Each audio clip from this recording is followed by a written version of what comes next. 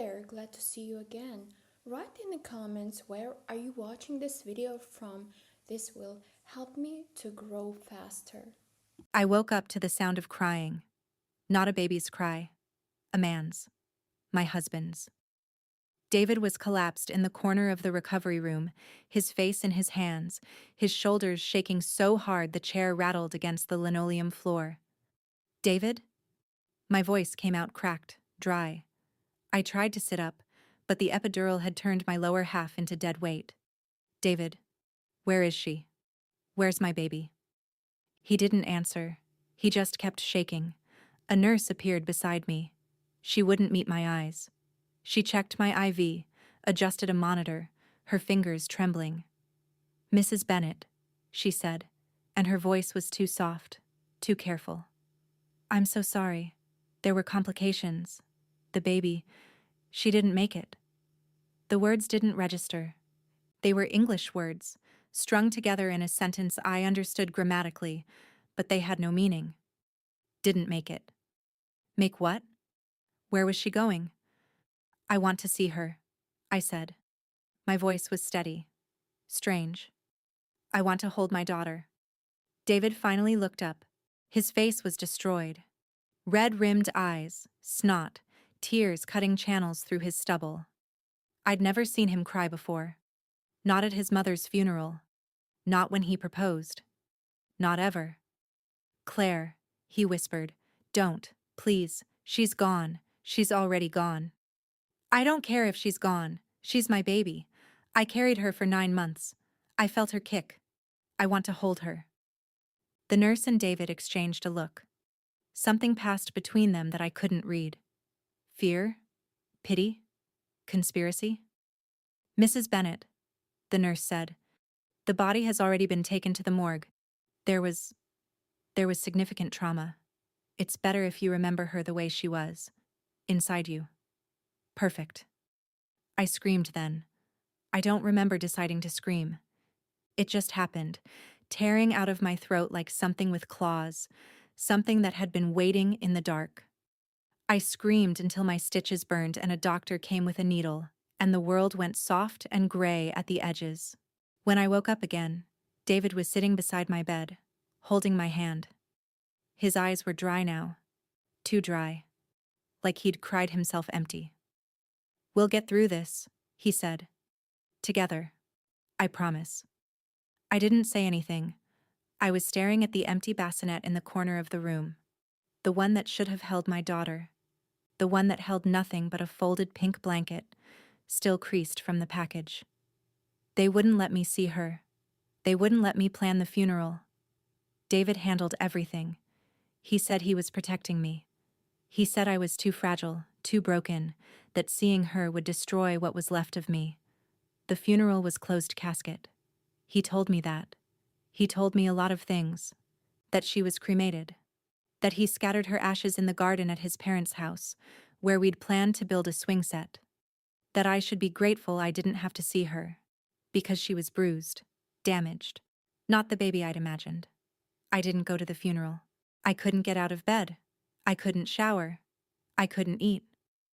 David brought me soup I didn't taste, and held me while I stared at the ceiling and tried to remember what her kicks felt like. Fluttering, like butterfly wings against my ribs. I named her anyway. Lily. Lily Ann Bennett. I wrote it in a journal I never showed David. I bought a tiny urn from a craft store and filled it with garden soil from the backyard, because I didn't have her ashes, and I needed something to hold. I kept it in my underwear drawer where he wouldn't find it. David was patient at first. Then patient became something else. He started going out more. "Work," he said. "Gotta keep us afloat, Claire. Can't fall apart forever." He was right, of course. I was falling apart. I was a 28-year-old woman who couldn't walk past the baby section at Target without hyperventilating, who deleted her Facebook because every pregnancy announcement felt like a knife, who stopped answering her mother's calls because I couldn't bear the sympathy in her voice, the way she said, "When you're ready to try again," like Lily was a failed recipe, something to be attempted twice. I got a job at a library. It was quiet. No babies. just books that didn't remind me of anything. I shelved mysteries and romances and self-help books I never read, and I went home to a husband who was increasingly a stranger. He started working late, then weekends. Then he took a consulting job that required travel to Denver every other week. I didn't ask questions. I was too tired to ask questions. I was too busy surviving. We moved to a smaller house, then a smaller one. David said the market was bad. He said we needed to downsize. He said a lot of things, and I nodded because fighting required energy I didn't have. I found the first photo by accident, 5 years after Lily died. I was cleaning out David's desk. He was in Denver again, looking for stamps, and I found an envelope tucked behind the drawer.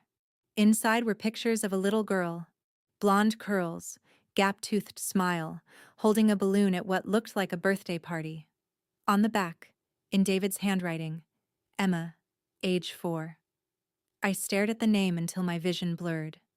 Emma, not Lily, just some niece or cousin or friend's kid. David had a brother, Michael, who lived in Colorado with his wife. They had a daughter, I remembered vaguely. David had mentioned it once, years ago, then never again. I put the photos back. I told myself it meant nothing. I told myself I was paranoid, broken, seeing ghosts in every blonde child. But I started watching, listening. David talked about Michael sometimes, casually. Michael's doing well, bought a new house. Emma's in gymnastics now, kid's a natural. Always offhand, always brief. Never enough to invite questions. I met Emma once. She was 7. We were at David's parents' anniversary party, and she ran past me in the backyard, chasing a butterfly, blonde hair streaming behind her. Something in my chest twisted so hard I had to sit down. "That's Michael's girl," David's mother said, appearing beside me with a lemonade I didn't want. Sweet kid. Spitting image of her mother, thank God. She didn't look like her mother. I'd seen photos of Michael's wife, Sarah. Dark hair, sharp features. Emma was all softness and light, round cheeks, eyes the color of... I stood up too fast. The lemonade spilled. I apologized, cleaned it up, went home early, and threw up in the bathroom until my throat burned. David found me on the bathroom floor. Food poisoning, I lied.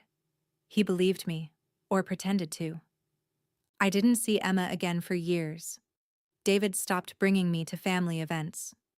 "You get too emotional," he said. "It's hard for everyone. Let's just keep things simple." Simple. As if my life had ever been simple. As if losing a child and losing a husband and losing myself were simple. I got a therapist, Dr. Elena Voss. She had kind eyes and didn't flinch when I talked about the empty bassinet, the urn full of dirt, the way I sometimes stood outside elementary schools just to hear children laughing. "Claire," she said one session, about 3 years in, "have you ever considered that your grief might be complicated by something else? Something you're not letting yourself see?" "I see everything," I said. "That's the problem." "Do you?" She leaned forward. "Or have you trained yourself not to look too closely?" I didn't answer. I went home and opened David's laptop while he was in the shower. I didn't know what I was looking for. Evidence of an affair, maybe. A secret life. Something to explain the distance between us. The way he looked at me sometimes like I was a debt he was still paying.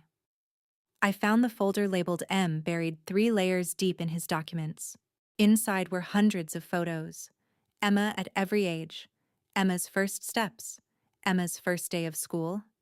Emma in a ballet recital, in a science fair, in a Halloween costume. Emma, Emma, Emma. And in every photo, David was there, in the background, holding her hand, pushing her on a swing, standing beside Michael, both of them grinning at the camera, 2 proud fathers. My hands shook so hard I dropped the laptop. It hit the floor with a crack, and David came out of the bathroom, towel around his waist, water still dripping from his hair. "What are you doing?" he asked. I couldn't speak. I pointed at the screen, at Emma's face frozen mid-laugh, at David's face beside hers. So full of love, it made me want to scream. He went pale. Actually pale, the color draining from his face like I'd pulled a plug.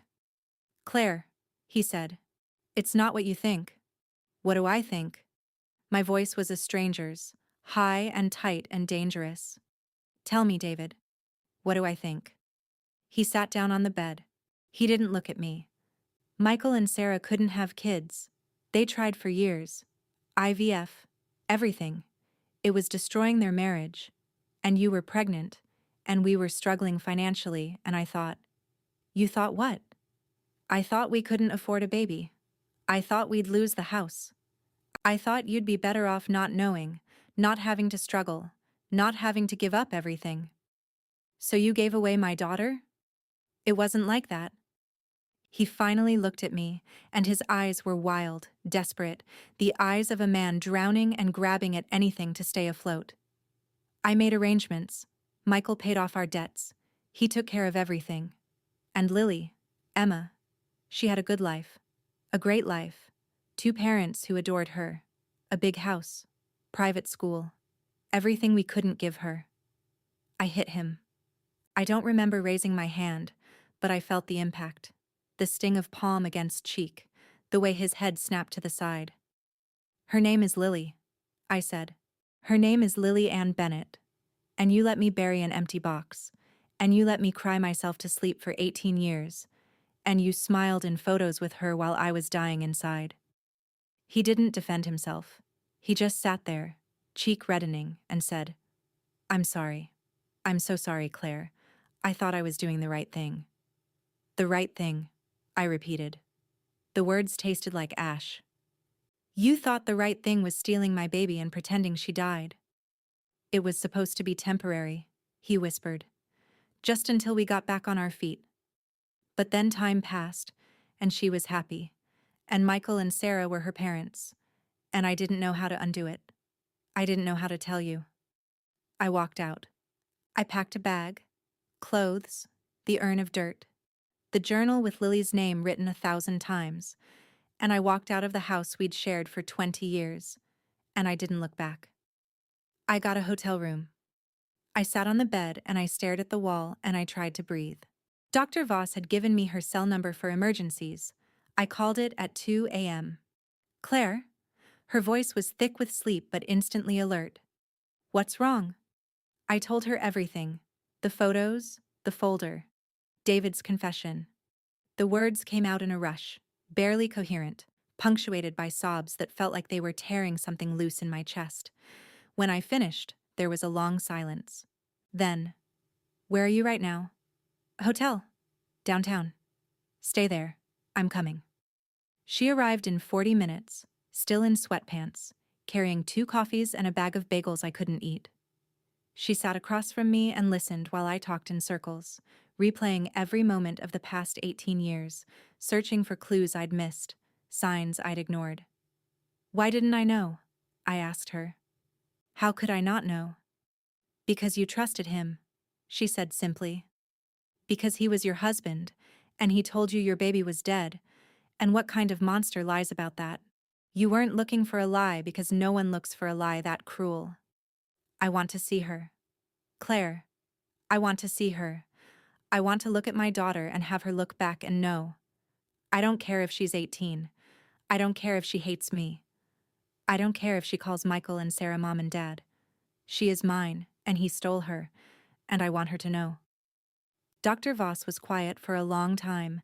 Then she said, "What do you want to happen to David?" I hadn't thought about it. In the shock of discovery, I hadn't considered consequences beyond my own pain.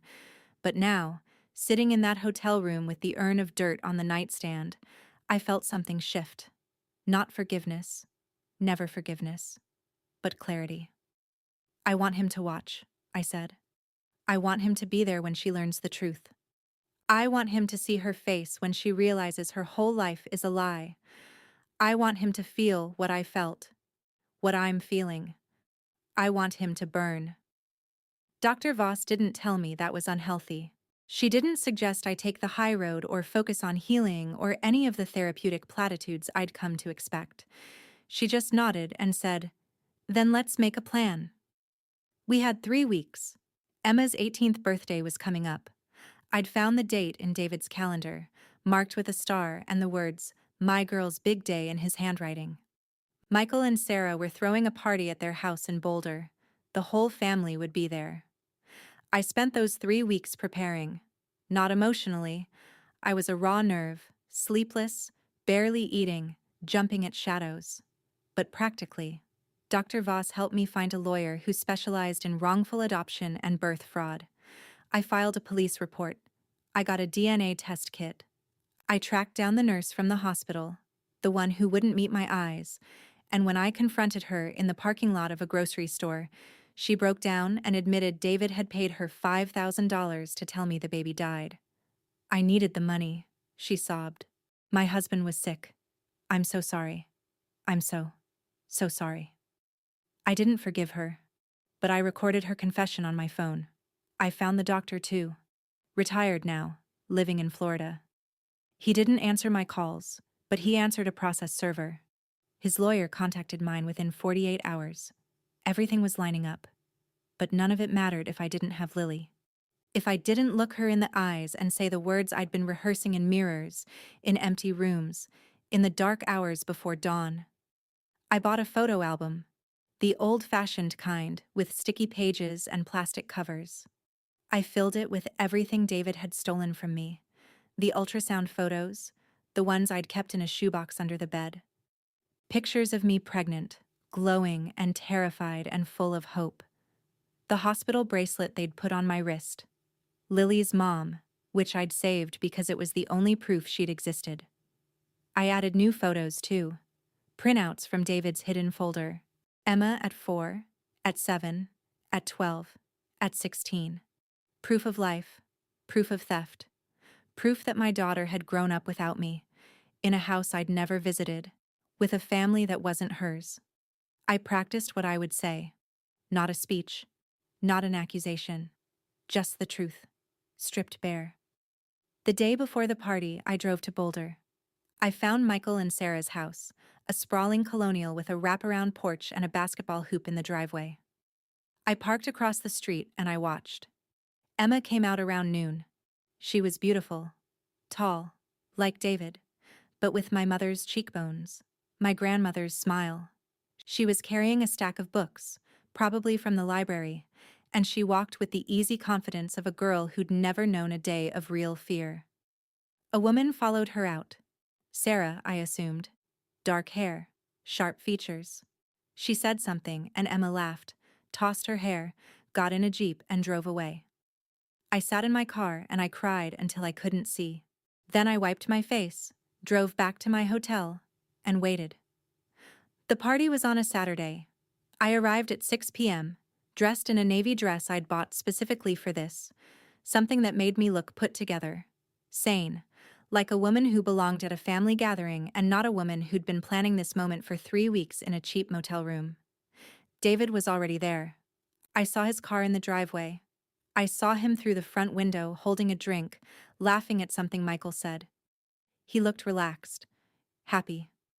Like a man who'd gotten away with something for 18 years and saw no reason that would change. I walked up the porch steps. I rang the bell. Sarah answered.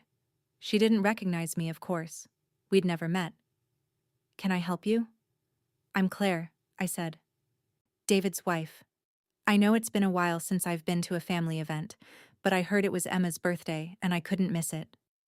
Her smile faltered just slightly. She looked over her shoulder, toward where David stood, and I saw the moment he spotted me. The drink froze halfway to his lips. The color left his face. He looked like a man who'd seen a ghost. Because he had. Claire, he said, moving toward the door with too much speed, too much desperation. What are you doing here? I came for the party, I said, stepping inside before he could block me. I came to see my niece. Is that okay? Or is there a reason I shouldn't meet her? The room went quiet. Michael appeared from the kitchen, his face a careful mask. Family members I didn't recognize stopped their conversations and stared. I felt their eyes on me, curious, confused, but I didn't care. I was looking at the mantelpiece, where a row of framed photos showed Emma at every age. In the center, the most recent, Emma in a graduation gown, holding a diploma, grinning at the camera. David stood beside her, his arm around her shoulders, looking prouder than I'd ever seen him look at anything. My daughter. My husband. A lie made flesh. Where is she? I asked. Claire, David hissed, grabbing my arm. We need to talk. Outside, now. I shook him off. I don't want to talk, David. I want to see Emma. It's her birthday, isn't it? Don't I get to give her a gift? Gift? Sarah's voice was wary, uncertain. David, what's going on? Before he could answer, the front door opened. Emma walked in, phone in hand, still laughing at something on the screen. She looked up, saw the crowd, saw me. Oh, she said. Sorry, I didn't know we had more guests. I'm Emma. She was even more beautiful up close, green eyes like mine, a small scar above her left eyebrow that I didn't recognize, probably from childhood, some fall I hadn't been there to catch her from. Emma, I said, and my voice only shook a little. I'm Claire, David's wife. Oh, her face lit up with recognition. Dad's mentioned you. He said you don't really come to family stuff. It's so nice to finally meet you. Dad. She called Michael Dad. She called David. What? Uncle? Family friend? The man who paid for her private school and showed up to every recital? I'm glad to meet you too, I said. I brought you something. For your birthday. I reached into my bag and pulled out the photo album. It was heavier than I remembered, or maybe my arms were weaker. I held it out to her, and she took it with the polite confusion of a girl who'd already received everything she wanted. Claire, David said, and his voice was barely a whisper. Please, don't. I ignored him. I looked at Emma, at my daughter, at the stranger who shared my blood and my cheekbones and nothing else. Open it, I said. She did. The first page was the ultrasound, the 20-week scan where we'd found out she was a girl. I'd kept it in a frame on my nightstand for months after the funeral, until David said it was morbid and I put it away. Emma frowned. This is... me? That's you at 20 weeks, I said. Inside me, I'm the one who carried you. I'm the one who felt you kick. I'm the one who went into labor on a Tuesday morning in March, who pushed for 11 hours, who heard you cry once. Just once. Before they took you away and told me you were dead. The room had gone completely silent. I could hear a clock ticking somewhere, the distant hum of a refrigerator. Emma's face cycled through emotions too fast to track. Confusion, denial, dawning horror.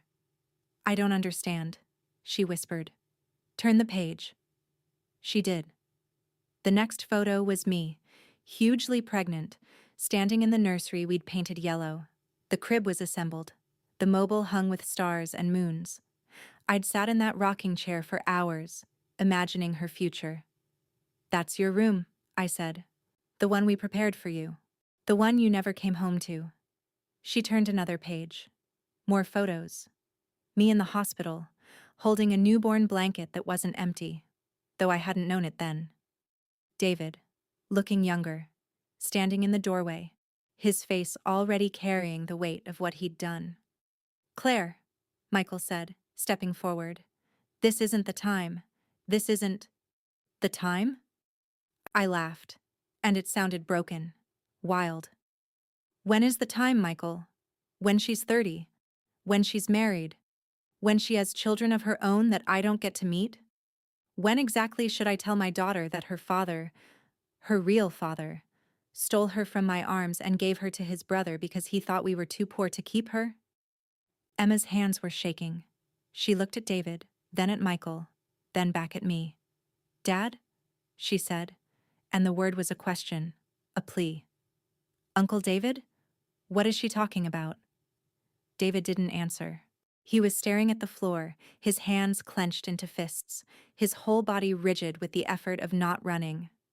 Emma, I said, and my voice softened. I reached out, slowly, giving her time to pull away, and touched her hand. Look at the last page. She turned to it with mechanical slowness, like she was moving through water. The last photo was a close-up of her face, taken from David's hidden folder. I'd circled something in red marker, a birthmark, small, shaped like a crescent moon, on the left side of her neck. I pulled down the collar of my dress, revealing the matching mark on my own neck. Identical. Genetic. Proof that couldn't be forged or explained away. I have one too, I said. My mother had one. Her mother before her. It's been in our family for generations. And you have it, Emma. Because you're mine. Because you always were. Because the man standing over there, the man you probably call uncle, or maybe nothing at all, is your biological father. And he convinced me you died so he could give you away. Emma looked at the birthmark. She touched her own neck, then mine. Her eyes were wide, glassy, the eyes of someone watching their world dissolve at the edges. No, she whispered. No, that's not Mom. Dad? Sarah had her hands over her mouth. Michael was white as paper. The other family members were frozen, spectators at a car crash they couldn't look away from. Happy birthday, baby, I said, and the words I'd practiced so many times finally came out, steady and clear and full of 18 years of love and rage and grief. I'm your mother. I've always been your mother. And I never stopped looking for you. Emma looked at me, really looked at me, with my eyes, my mother's eyes, seeing something she couldn't name but couldn't deny. She touched the photo album with trembling fingers, traced the outline of my pregnant belly, the shape of her own face in the ultrasound. I died? She asked, her voice small, childlike. I was supposed to die? No, I said, and I was crying now, but I didn't care. You were supposed to live. With me, in the yellow room with the stars. You were supposed to grow up knowing my voice, my smell, my terrible singing. You were supposed to be mine, Emma. You were always supposed to be mine. He took that from us, from both of us. And I'm so sorry I didn't find you sooner. I'm so sorry I believed him. I'm so sorry I wasn't strong enough to know. She didn't hug me. I didn't expect her to. She was in shock, reeling, her entire identity fracturing in real time. But she didn't pull away when I took her hand. She let me hold it, her fingers cold in mine, while the room erupted into chaos around us. David finally spoke. Claire, he said, and his voice was raw, stripped of every defense. I was going to tell you. I swear. I was going to. When? I asked, not looking at him. When were you going to tell me, David? After she graduated college? After she got married? After you died and left me a letter to find with your will? When exactly was the right time to tell me my daughter wasn't dead? I thought. You thought what? That you were protecting me? That you were doing the right thing? That money mattered more than blood? I turned to face him, and I felt something cold and final settle in my chest. You weren't protecting anyone but yourself. You didn't want to be a father. You didn't want the responsibility. So you sold her. You sold our daughter to your brother for debt relief and a clear conscience, and you let me rot in grief for 18 years while you played happy family in secret. The police arrived 20 minutes later. I'd called them before I came, given them the address, told them there would be a confession. They took statements from everyone. They took the photo album as evidence. They took David into custody, and Michael too, and Sarah was screaming, and Emma was sitting on the porch steps with her head in her hands, and I sat beside her and didn't say anything because there was nothing left to say. The trial took 8 months. David was charged with kidnapping, fraud, and conspiracy. Michael and Sarah faced charges of wrongful adoption and child concealment. The nurse lost her license and got probation. The doctor settled out of court for an amount that didn't matter. I testified for 3 days. I described the empty bassinet, the fake funeral, the urn of dirt. I described finding the photos, the folder, the years of lies. I described walking into that birthday party with the album in my hands, and every time I described it, I saw the jury flinch. Emma testified too. She was 19 by then, enrolled in college, living in an apartment I'd helped her find. We weren't close. We might never be close. She called me Claire, not Mom, and I didn't correct her. She was angry. At David, at Michael and Sarah, at me for disrupting a life she'd thought was real. She needed time. I had time. I'd waited 18 years. I could wait longer. David was sentenced to 15 years. Michael got 10. Sarah got 5. Suspended. The judge called it one of the most calculated acts of familial betrayal I've ever seen. I was in the courtroom when they read the verdict. David looked at me as they led him away, and for a moment, I saw the man I'd married. The man who'd held my hand through pregnancy, who'd talked to my belly, who'd cried real tears. I still believe they were real, when he thought he was losing me. "I loved you," he mouthed. Or maybe I imagined it. I didn't mouth anything back. I just watched him go. Emma moved in with me last month. Not because she forgives me. She doesn't. Not yet. Not because we're suddenly mother and daughter. We're not. Not really. But because she needs to know where she came from, and I'm the only one who can tell her. We look through the real photo album now, the one I made after the trial, filled with pictures of us together. The first awkward coffee date, the therapy sessions we attend separately and sometimes together. The day she let me brush her hair, which is the same honey blonde as mine was at her age. She asks about her room sometimes, the yellow room with the stars. I tell her about the mobile, the crib, the rocking chair where I sat and dreamed of her future. She doesn't say much, but she listens. Last week, she found the urn of dirt in my closet. She opened it and looked at me with something I couldn't read. "Is this?" "It's all I had," I said. "For 18 years, it was all I had of you." She closed the urn and put it back on the shelf. Then, slowly, like she wasn't sure she wanted to, she hugged me. It was brief, stiff. Nothing like the embraces I'd imagined in 1,000 fantasies, but it was real. It was hers. It was a start. "I don't know how to be your daughter," she whispered into my shoulder. "I don't know how to be your mother," I whispered back. "But we can figure it out. We have time." We do. We have all the time that was stolen from us, stretching out ahead like a road we never expected to walk together. It's not the road I planned. It's not the yellow room or the swing set or the life I imagined when I felt her kick for the first time. But it's ours. Finally, after 18 years of ashes and empty boxes and a grief that never quite made sense, it's ours. And that, I think, is enough.